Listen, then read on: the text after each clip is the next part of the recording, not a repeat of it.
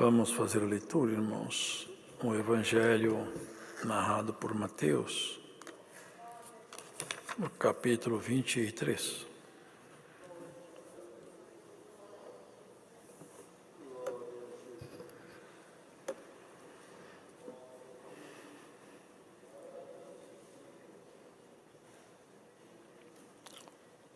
Então falou Jesus à multidão e aos seus discípulos, dizendo: Na cadeira de Moisés estão assentados os escribas e fariseus. Observai, pois, e praticai tudo o que vos disserem, mas não procedais em conformidade com as suas obras, porque dizem e não praticam. Pois atam fardos pesados e difíceis de suportar, e os põem aos ombros dos homens, mas eles, porém, nem com o dedo querem movê-los. E fazem todas as obras a fim de serem vistos pelos homens, pois trazem largos filactéricos e alargam as franjas dos seus vestidos, e amam os primeiros lugares nas ceias, e as primeiras cadeiras nas sinagogas, e as saudações nas praças, e os serem chamados pelos homens, Rabi, Rabi. Vós, porém, não querais ser chamados Rabi, porque um só é o vosso mestre, a saber, o Cristo, e todos vós sois irmãos.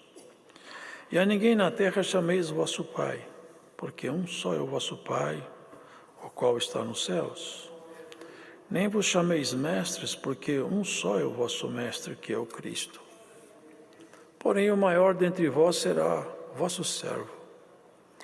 E o que a si mesmo se exaltar, será humilhado. E o que a si mesmo se humilhar, será exaltado. Mas ai de vós, escribas e fariseus, hipócritas, pois que fechais aos homens o reino dos céus, e nem vós entrais, nem deixais entrar aos que estão entrando. Ai de vós, escribas e fariseus, hipócritas, pois que devorais as casas das viúvas, sob pretexto de prolongadas orações. Por isso sofrereis mais rigoroso juízo. Ai de vós, escribas e fariseus hipócritas, pois que percorreis o mar e a terra para fazer um prosélito, e depois de os ter desfeito, o fazeis filho do inferno 2 vezes mais do que vós. Ai de vós, condutores cegos, pois que dizeis, qualquer que jurar pelo templo, isso nada é. Mas o que jurar pelo ouro do templo, esse é devedor. Insensatos e cegos, pois qual é maior, o ouro ou o templo que santifica o ouro? E aquele que jurar pelo altar, isto nada é. Mas aquele que jurar pela oferta que está sobre o altar, este é devedor. Insensatos e cegos, pois qual é maior, a oferta ou o altar que santifica a oferta? Portanto, o que jurar pelo altar, jura por ele e por tudo que sobre ele está. E o que jurar pelo templo, jura por ele e por aquele que nele habita. E o que jurar pelo céu, jura pelo trono de Deus e por aquele que está sentado nele. Ai de vós, escribas e fariseus hipócritas, pois que dizimais a hortelã, o endro e o cominho, e desprezais o mais importante da lei, o juízo, a misericórdia e a fé. Deveis, porém, fazer estas coisas, e não omitir aquelas, condutores cegos, que coais um mosquito e engolis um camelo. Ai de vós, escribas e fariseus hipócritas, pois que limpais o exterior do copo e do prato, mas o interior está cheio de rapina e de iniquidade. Fariseu cego, limpa primeiro o interior do copo e do prato, para que também o exterior fique limpo. Ai de vós, escribas e fariseus hipócritas, pois que sois semelhante aos sepulcros caiados, que por fora realmente parecem formosos, mas interiormente estão cheios de ossos de mortos e de toda sorte, de toda imundícia. Assim também vós, exteriormente pareceis justos aos homens, mas interiormente estáis cheios de hipocrisia e de iniquidade. Ai de vós, escribas e fariseus hipócritas, pois que edificais os sepulcros dos profetas e adornais os monumentos dos justos. E dizeis, se existíssemos no templo de nossos pais, nunca nos associaríamos com eles para derramar o sangue dos profetas. Assim, vós mesmos testificais que sois filhos dos que mataram os profetas. Enchei vós, pois, a medida de vossos pais, serpentes, raça de víboras, como escapareis da condenação do inferno? Portanto, eis que eu vos envio profetas, sábios e escribas, e a uns deles matareis e crucificareis, e a outros deles açoitareis nas vossas sinagogas, e os perseguireis de cidade em cidade, para que sobre vós caia todo o sangue justo, que foi derramado sobre a terra, desde o sangue de Abel, o justo, até o sangue de Zacarias, filho de Baraquias, que matastes entre o santuário e o altar. Em verdade vos digo que todas estas coisas hão de vir sobre esta geração. Jerusalém, Jerusalém, que mata os profetas e apedreja os que te são enviados. Quantas vezes quis eu ajuntar os teus filhos, como a galinha junta os seus pintos debaixo das asas, e tu não quiseste. Eis que a vossa casa vai ficar-vos deserta, porque eu vos digo que desde agora me não vereis mais, até que digais, bendito o que vem, em nome do Senhor. Amém.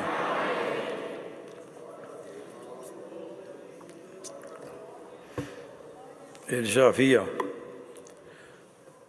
emudecido os saduceus, que vinham fazendo para ele ciladas. Porque, irmãos, forte a fala do Senhor, não é? Hipócritas, raça de víboras, serpentes, meu Deus, palavras fortes. E o que é mais grave é que essas palavras fortes foram pronunciadas por quem tem autoridade para falar isso, o Senhor Jesus. Porque os homens vão se tornando abomináveis, vão se degradando. A hipocrisia é isso, irmãos, é a pessoa apresentar uma face, mas ele é outra pessoa. Ele mostra um sentimento que ele não tem. Ele esconde um sentimento dentro dele e apresenta um outro sentimento. Ele mostra uma aparência, mas ele é outra pessoa. E ele vinha sofrendo vários ataques dessa hipocrisia desses homens. Chegaram perto dele, aqui um pouco antes, elogiando ele. Sabemos que é verdadeiro, ensina-nos o caminho de Deus segundo a verdade. E ninguém se te dá porque não olhas a aparência dos homens. Foi só elogiando. É lícito, responde agora para nós, depois que elogiou ele bastante. É lícito pagar tributo a César ou não? O que eles queriam dele era uma resposta que colocasse ele em linha de colisão com Roma. Porque aquele imposto era pesado, eles eram filho dali. Não era para cobrar.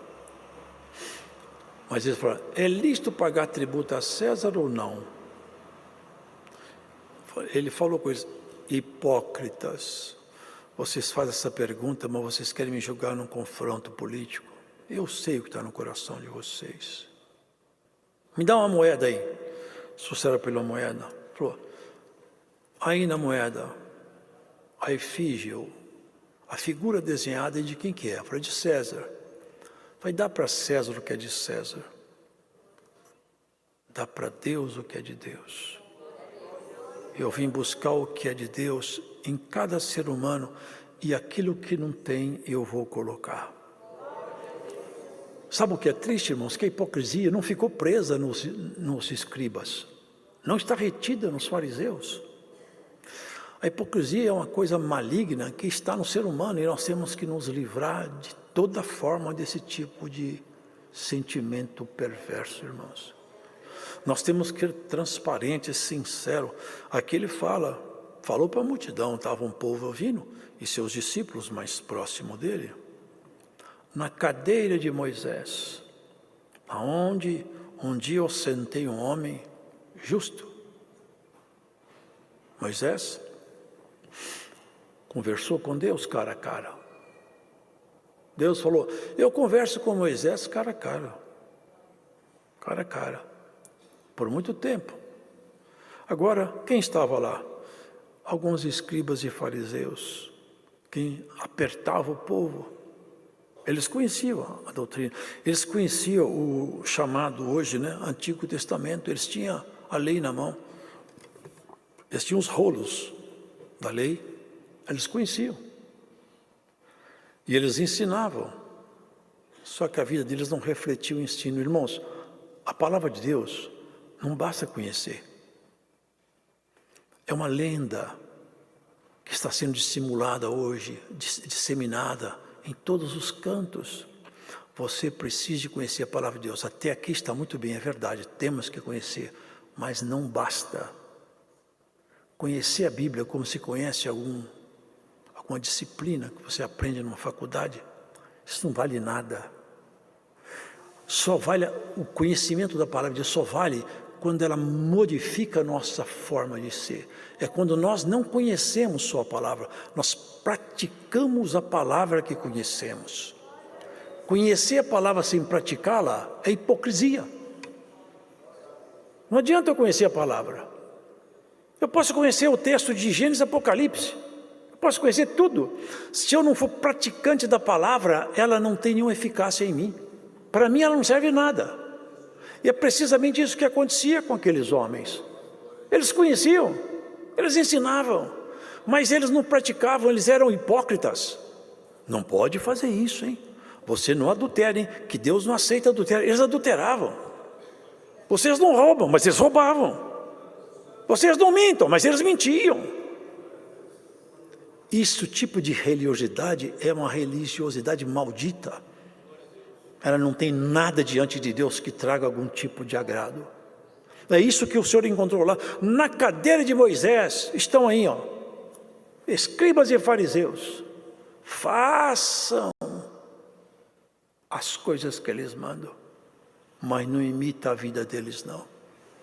Porque eles ensinam, observai, pois, e praticai tudo o que vos disserem, mas não procedais em conformidade com as suas obras, porque dizem e não praticam. Põe fardo pesado nos ombros. Nós vemos hoje aí, irmãos, não estamos aqui diminuindo nenhuma denominação religiosa. Mas tem igrejas, irmão, que eles extraem tudo, vai tirando do povo tudo que tem, dinheiro, oferta, e vai tirando, vai pôr no fardo pesado, tem que fazer isso, tem que fazer aquilo, tem que subir no monte, se não orar no monte, Deus não escuta, e vai criando, irmãos, isso aqui, claro que naquele tempo era diferente, o fardo era outro, mas hoje nós vivemos a mesma coisa. Irmãos, religiosidade nunca honrou a Deus. A palavra de Deus, para honrar Deus, ela tem que entrar em nós e modificar a nossa estrutura. A palavra é tão forte, não procedais em conformidade com as suas obras, porque dizem e não praticam. Há pouco disso eu trouxe, vocês lembram? Quando ele foi procurar figo numa figueira, só tinha folha, falou, maldita sejas tu. Ali foi um anúncio, nunca mais apareceu fruto espiritual dentro de Israel, depois que o Senhor Jesus foi embora. São quase 2000 anos, nunca mais levantou um profeta lá, nunca mais teve um vidente, como o Antigo Testamento chamava, alguém que anunciava as visões de Deus. Naquele tempo, no Antigo Testamento, o profeta era também chamado de vidente. É diferente do que se pratica hoje em algumas igrejas reencarnacionistas, não tem nada a ver com isso. Era o profeta, acabou. Estão lá lamentando a sorte, enterrando, todo dia, enterram oração lá no Muro das Lamentações, batendo no peito, chorando, clamando, fazendo ofertas, estão lá com novilha, estão com os talheres do novo templo que eles querem construir. Mas o templo o Senhor já vem construindo desde que Ele passou por lá. E o templo que Ele está construindo é um templo diferente, não é feito com pedras. É esse templo aqui que Ele está construindo em cada um de nós, para o louvor do Teu nome. Eles mostraram para Jesus, olha que templo, olha que estrutura. O Senhor falou, não vai ficar pedra sobre pedra aí, que não seja derribada. E depois Ele falou, derriba esse templo, em 3 dias eu reedifico. Ele já não falava do templo de Salomão, ele falava de Jerusalém, ele falava do templo do seu corpo. Esse é o templo que Ele está construindo. O homem e a mulher de Deus, ele pega a palavra, às vezes ele não sabe muita coisa, não, ele sabe pouco, mas o pouco que ele sabe, ele guarda. O pouquinho que você conhece, você é fiel. Isso vai te bastar. Vai ser suficiente para você. Ser fiel no pouco, porque no muito o Senhor vai te dar. Nós estamos aí, irmão, cheio de doutores. Sabe tudo. Critica tudo, tudo está errado. Ninguém está certo, só ele sabe tudo. Mas a vida com Deus não se resume em conhecimento. Ela se resume em prática de fé. Prática com obras. A fé tem que nos arrastar às obras. Senão não é fé. É isso que acontecia lá. E fazem todas as obras a fim de serem vistos. Eles gostavam de ser chamados de rabi, que quer dizer mestre. Ocupar o primeiro lugar nas festas. Eles usavam um vestido bem largo, com filatérico, com umas bolinhas na ponta, mostrando a sua idoneidade. Fazia oração assim no meio da rua. Quando eles jejuavam, eles desfiguravam a rua de tal maneira que todo mundo via que eles estavam fazendo jejum. Assim, ó, tudo que vocês estão fazendo só serve para vocês. Para mim, vocês já receberam o galardão de vocês. Vocês já estão sendo chamados de mestre. Vocês onde vão, vocês são aclamados. Uma hora ele falou assim, Deus procura os verdadeiros adoradores, que adoram a Deus em espírito e em verdade. Os verdadeiros adoradores, eles estão aqui, quando jejuam, não sai falando pelos 4 ventos que jejua. Quando faz uma obra com a mão esquerda, a mão direita não fica sabendo, não toca trombeta. É diferente de obra social, irmão. Obra social é assim, eu construo uma casa para alguém, chama uma TV, filmo, olha, o fulano de tal, organização tal, fez uma casa, olha que coisa, já recebeu o galardão já. Quem trabalha para o Senhor trabalha escondido, anônimo. Não sai expondo. Quando expõe, é o Senhor. Como que você recebeu isso? Deus preparou. Aí Deus entra na história. É a obra de Deus. Foi Deus que preparou. E Deus prepara mesmo. Deus faz coisas aí, irmãos, que as pessoas naturais não têm nem ideia. Deus vai levar a gente para o céu, é isso que Ele está prometendo. Mas Ele interfere na vida, Ele interfere na vida financeira, sentimental, profissional. Interfere. Tem pessoas que Deus capacita na vida profissional, ajuda ele. Não é porque Deus veio para isso. Eu já vi falar, Deus não se interessa com isso. Deus se interessa com tudo que diz respeito a nós. Nos ajuda em tudo.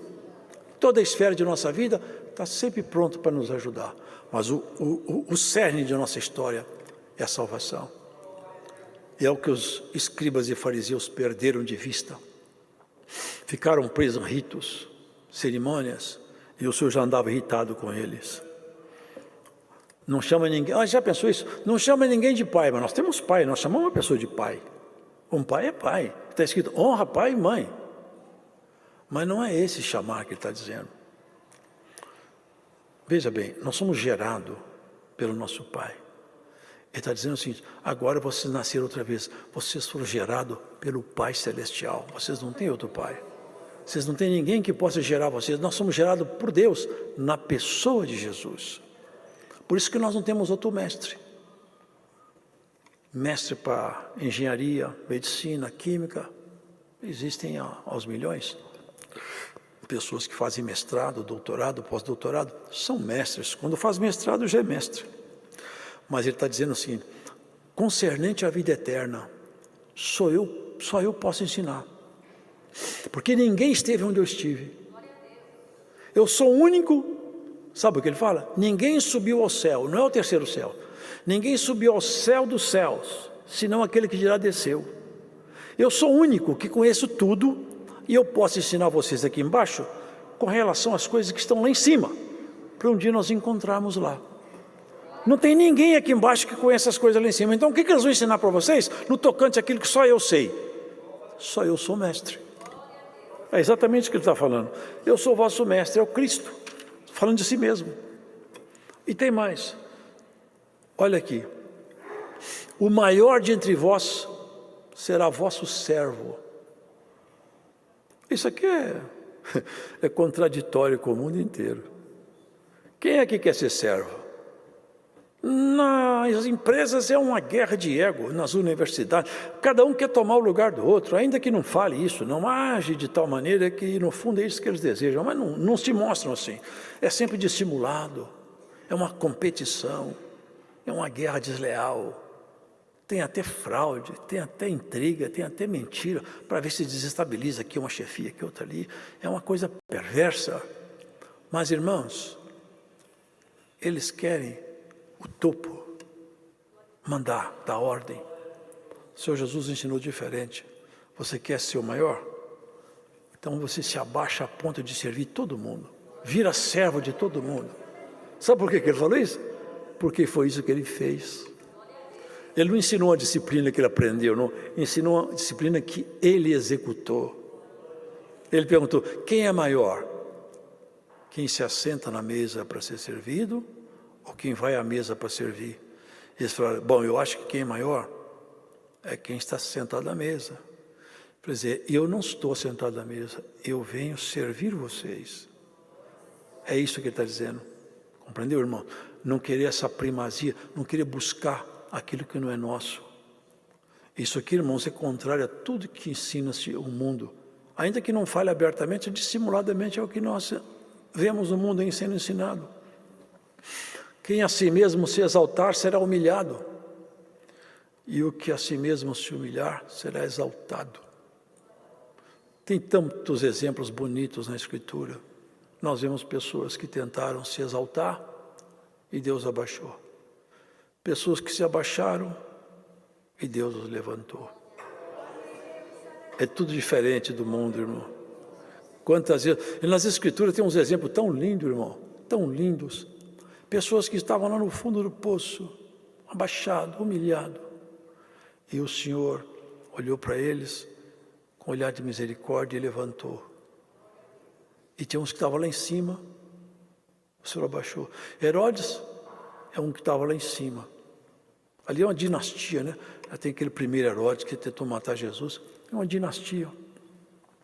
Herodes era bem grande. Um dia ele fez um discurso, eles falaram lá embaixo, isso não é palavra de homem, é palavra de Deus. Ele não deu glória a Deus, não, ele deu glória a ele mesmo.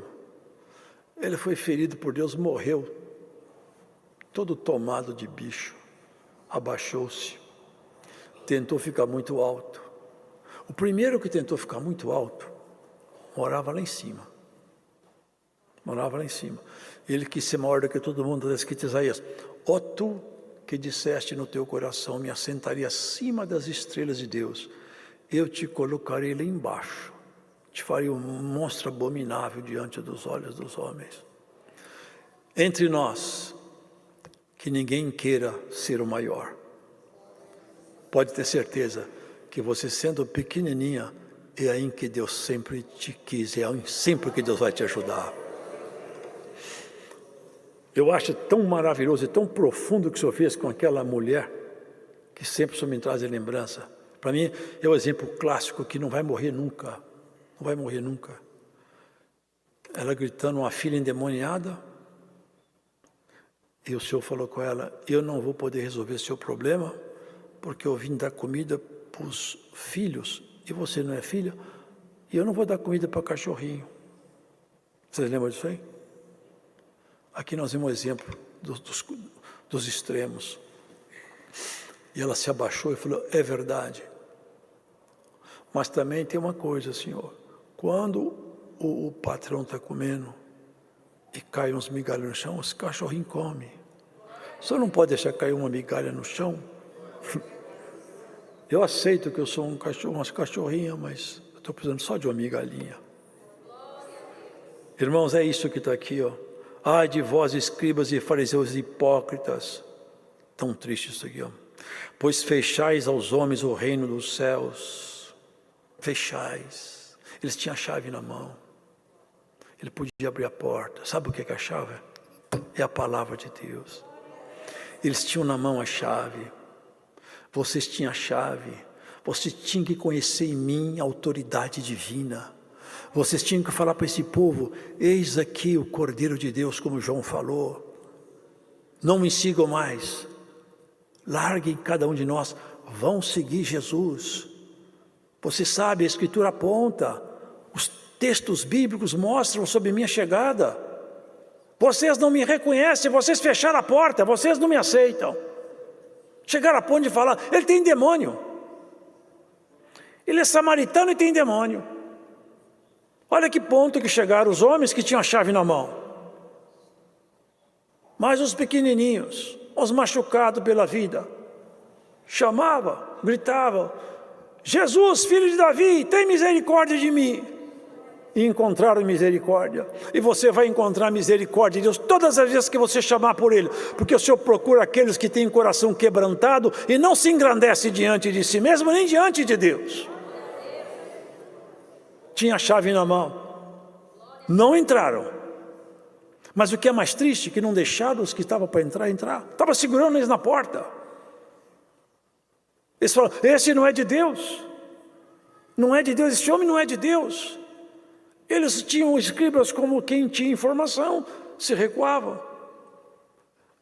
Aqui, ó. Ai de vós, escribas e fariseus hipócritas, pois que fechais aos homens o reino dos céus, e nem vós entrais, nem deixais entrar aos que estão entrando. Eles já estão me ouvindo, você põe eles para fora. Vocês falam que eu não sou de Deus, vocês reprovam minhas obras. Uma vez ele falou: por qual das minhas obras vocês querem me matar? Fala comigo.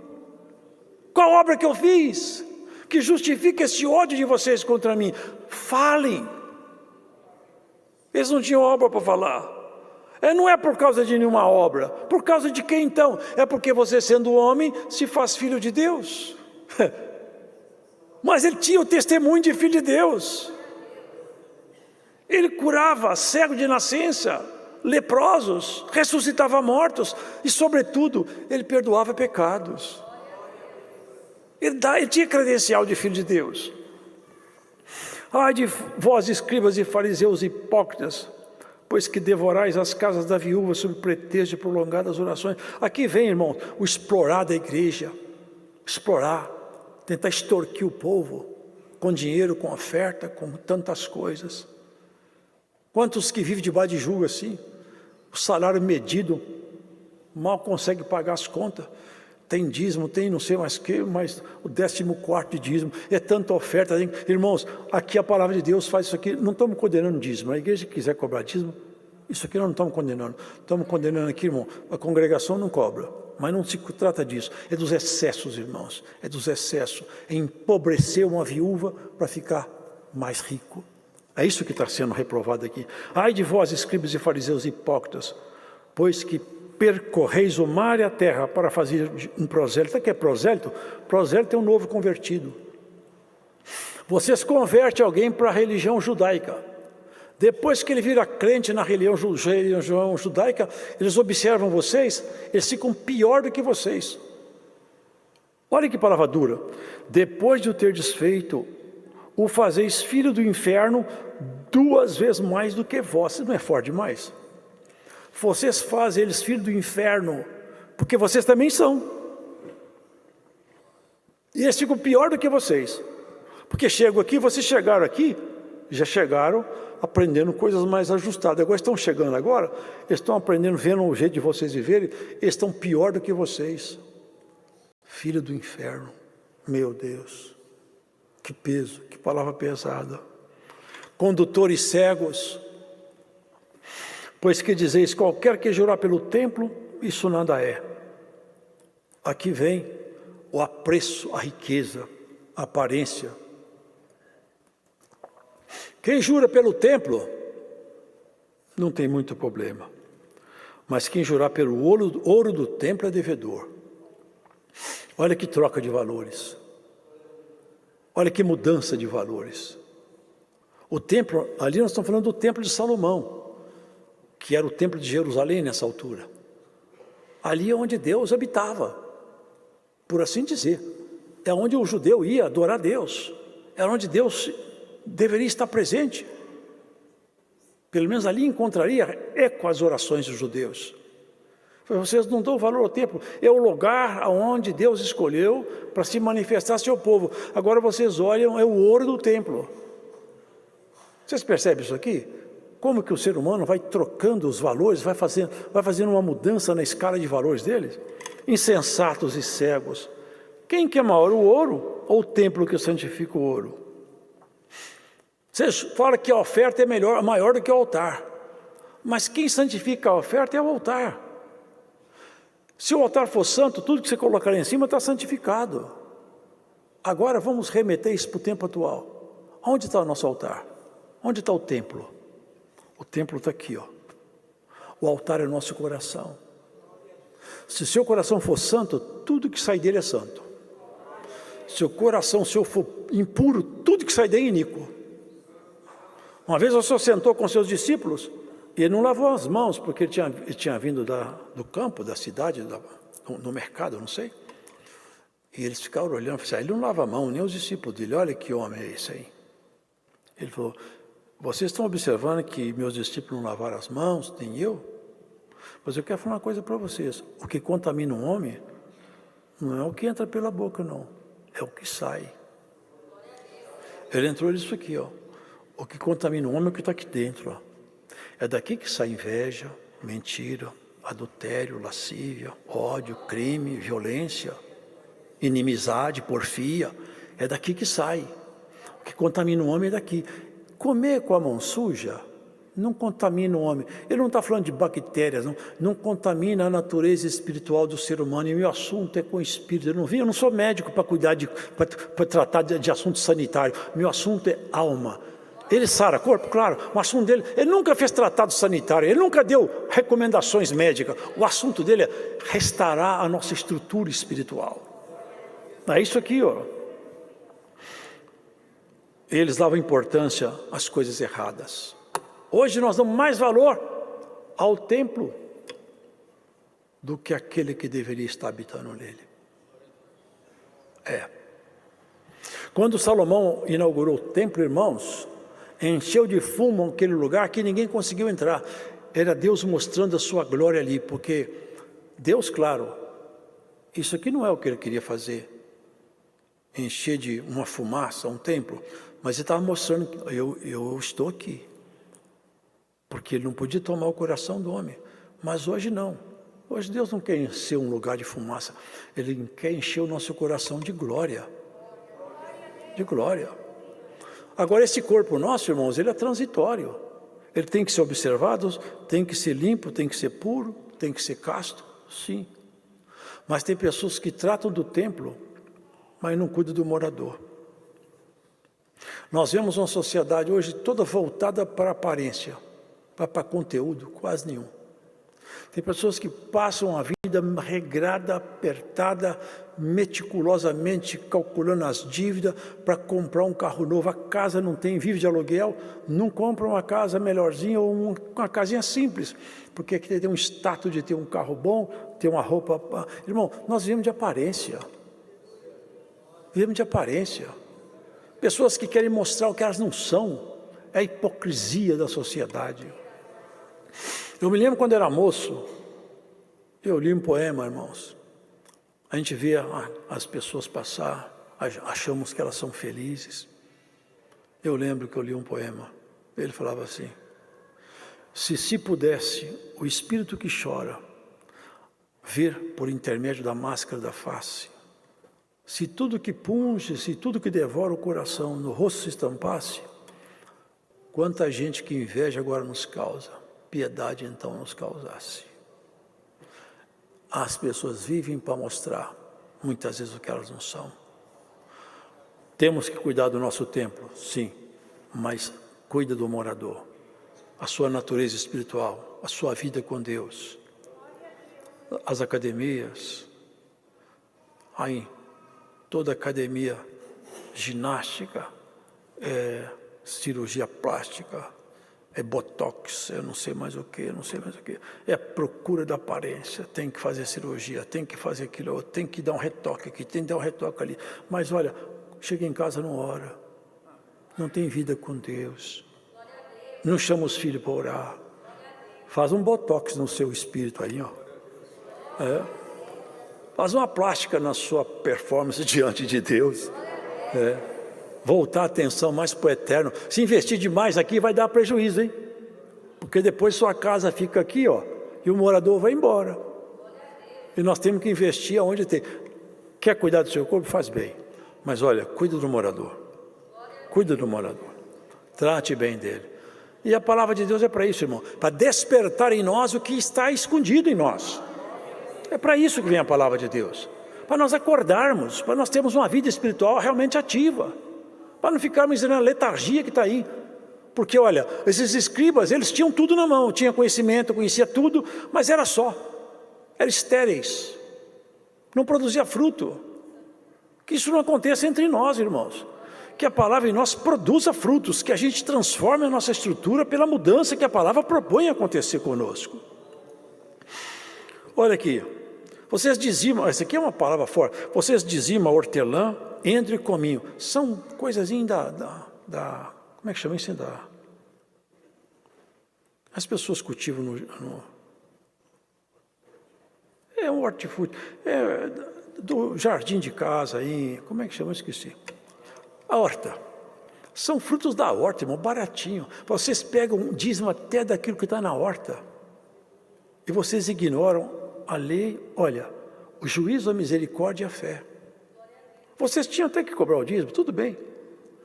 Por quê? Porque Jesus estava ainda na terra, presente, e a lei prevalecia. A congregação não cobra dízimo, porque nós entendemos que o dízimo é a herança da lei. Quando Jesus ressuscitou, Ele nos trouxe a graça. E na graça, em momento nenhum, nós lemos que nós temos que pagar dízimo. Por isso que nós não pagamos dízimo. O dízimo, para nós não cobramos. Na nossa visão espiritual, o dízimo ainda é uma herança pertinente à lei. E não estamos criticando nenhuma igreja que queira cobrar. Estamos expondo a nossa forma de fé. Agora, aqui o senhor fala, vocês tinham que cobrar, porque ele ainda não tinha morrido. Não tinha cumprido a lei. Condutores cegos. Vocês veem que o Senhor Jesus não poupou palavra, não? Já pensou um cego conduzindo outro cego? Que bela caminhada que vai dar isso aí? Espiritualmente é isso que estava acontecendo. Vocês são cegos. E o pior é que vocês pegaram a multidão para andar com vocês e vai todo mundo cair no buraco. Vocês deviam abrir a porta e vocês fecharam. Mas a palavra de Deus abre a porta para nós. A palavra de Deus abre a porta para nós. Conhecemos em quem nós cremos. Condutores cegos. Vocês cuidem de detalhes mínimos. Ele podia dizer aqui, né, não citou. Assentar numa mesa sem lavar a mão escandaliza vocês. Mas mentir, adulterar, roubar, não escandaliza. Vocês comem um mosquito pequenino, que o mosquito é o menor animal chamado imundo no mundo judeu. Na alimentação judaica, o mosquito é o menor. Se cai um mosquito num vaso de perfume, de unguento, tem que jogar tudo fora, porque o mosquito é impuro e contamina tudo. É o menor. Vocês comem mosquito, vocês cuidam de tudo. E camelo é o animal, o maior animal no mundo judeu, impuro. O árabe come o camelo, mas o judeu não. E vocês comem o mosquito. Vocês engolem um camelo inteiro. Vocês cuidam de pequenos detalhes, mas as coisas, vocês cobram um dízimo de hortelã, de arruda, e vocês não praticam, olha aqui, ó, vocês não praticam juízo, misericórdia, nem têm fé de verdade. Vocês estão engolindo um camelo e coando mosquito. Vai cobrar dízimo de hortelã. É isso que ele está dizendo. Vocês deviam estar preocupados com isso, juízo, misericórdia e fé. Irmãos, isso aqui, lamentavelmente, não está preso no mundo antigo, não. Não. Ai de vós, escribas e fariseus hipócritas, pois que sois semelhantes aos sepulcros caiados, que por fora realmente parecem formosos, mas interiormente estão cheios de ossos, de mortos e toda imundícia. A sepultura, vocês já viram aí? Não preciso falar. Tem sepulturas bonitas, feitas de mármore, granito, com inscrições, com alguns desenhos, mas ninguém queira olhar lá dentro, porque é só de fora que é bonito. O Senhor falou, vocês parecem bonitos, que ninguém consegue olhar vocês por dentro, mas eu olho. E olhando vocês por dentro, eu só vejo coisa imunda dentro de vocês. É muito pesado isso aqui. Assim também vós exteriormente pareceis justos aos homens. Todo mundo acha vocês justos, mas interiormente estão cheios de hipocrisia e de iniquidade. Que isso não aconteça com nenhum de nós, irmãos. A partir de mim que prega essa palavra. Deus que nos livre de ter aí, de ser sepulcro caiado. Das pessoas acharem que nós somos uma coisa e escondemos outra. Aonde quer que você escute essa palavra, haja temor no seu coração. Haja temor no seu coração. Porque Deus não aceita isso aqui não, irmãos. Ai de vós, escribas e fariseus hipócritas, vocês edificaram os sepulcros dos profetas e adornai os monumentos dos justos. Mas se nós estivéssemos vivos no tempo de nossos pais, nós não aceitaríamos essas coisas. Vocês confessam que esses que mataram esses profetas eram seus pais. Serpentes. Vocês já pensaram essas palavras, irmãos? Serpentes, raça de víboras. Como escapareis da condenação do inferno? Vocês estão percebendo que quem pratica essas coisas aqui, o Senhor está dizendo que não vai escapar do inferno? Portanto, eis que vos envio profetas, sábios e escribas. E a uns deles matareis e crucificareis, e a outros deles açoitareis nas vossas sinagogas, e os perseguireis de cidade em cidade. Mas tudo isso para que recaia sobre vocês, para encher a medida. Você sabe que nós temos que encher a medida? Cada ser humano tem uma medida para ser cheia, de coisa má e de coisa boa. O crente tem uma medida para ser enchida de coisa boa. E a pessoa iníqua tem uma medida para ser cheia de coisas má. Porque vai chegar no final da vida de cada um, o ser humano estará cheio da sua medida, cheio de iniquidade ou cheio de valores cristãos. Essa é a proposta do Senhor. Não vai acontecer de chegar no dia de juízo, no tribunal de Cristo, ter dúvida, será que esse vai para o inferno ou para o céu? Bom, ele fez tanta coisa, teve fé, mas teve esse problema aqui e ali. Não vai ter dúvida não, no tribunal de Cristo é clara a separação de salvo e condenados. Vai ser muito claro isso aqui. E ele faz um lamento. Jerusalém, Jerusalém, que lamento. Jerusalém, Jerusalém, que mata os profetas e apedreja os que te são enviados.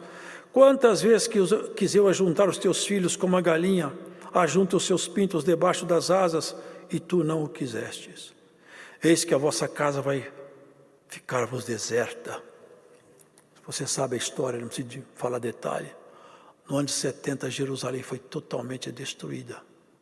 Quase 1900 anos passaram. Os judeus se esconderam pelos cantos, expulsos da Europa, e vieram para o continente novo, se esconderam aqui para o Brasil, para a Argentina, procurado por todos os cantos, perseguido. Lá na Alemanha, só Hitler matou 2 milhões no gueto de Varsóvia. Irmãos, uma perseguição implacável. A vossa casa vai ficar deserta, vai custar caro para vocês isso aqui. E fala mais, desde agora vocês não vão me ver mais. Até que digais, até que, há uma data aqui, digais bendito que vem em nome do Senhor.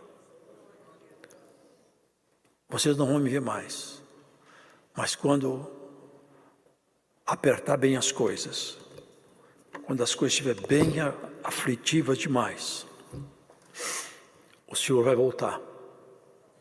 E o judeu, fiel à lei, vivo ou morto, vai olhar para Jesus e vai confessar: esse é o meu Redentor, esse é o Messias que eu sempre esperei, e Ele é em quem eu creio. Sabe o que está escrito em Romanos? Assim está escrito: olha, nós que somos gentios, gentio quer dizer não judeu, nós somos colocados numa videira, numa oliveira, numa enxertia. Nós não éramos ramos originais. Se eu quebrei os ramos originais, tirei e coloquei vocês. Porque eles não acreditaram em mim, eu rejeitei eles e enxertei vocês. Nós somos enxertados em Cristo. Agora, veja bem, eles não me aceitaram, ficaram na desobediência. Vocês eram desobedientes, me aceitaram, eu aceitei vocês. Mas se eles me aceitarem, eu pego e enxerto eles outra vez aqui. Ora, eu usei de misericórdia com vocês, eu vou usar de misericórdia com eles. É isso que ele anuncia. Eu nunca mais volto aqui, até que vocês aprendam a dizer: bendito aquele que vem em nome do Senhor. Mas nós dizemos hoje mesmo: bendito é aquele que vem em nome do Senhor. Bendito seja Jesus Cristo que já veio e permanecerá conosco até o final de nossa jornada. Nós haveremos nos encontrar, judeus e gentios. Jesus, quando subiu à cruz, ele quebrou uma parede que separava judeu de gentio. Só os judeus tinham a palavra. Ele derrubou a parede no chão. E dos dois povos ele fez um, que é a igreja. E esse povo vai fazer parte na volta do Senhor Jesus. Até lá, restam guerras e tempos trabalhosos. Infeliz do ser humano que rejeita Jesus. Para esse tal, não há mais chance. Só dias sombrios, só trevas, só lamentos. Feliz é o homem e a mulher que tem Jesus como seu pastor. Porque por mais que sejam difíceis os dias, Cristo sempre tem uma saída para nós. Deus seja louvado. Oremos, vamos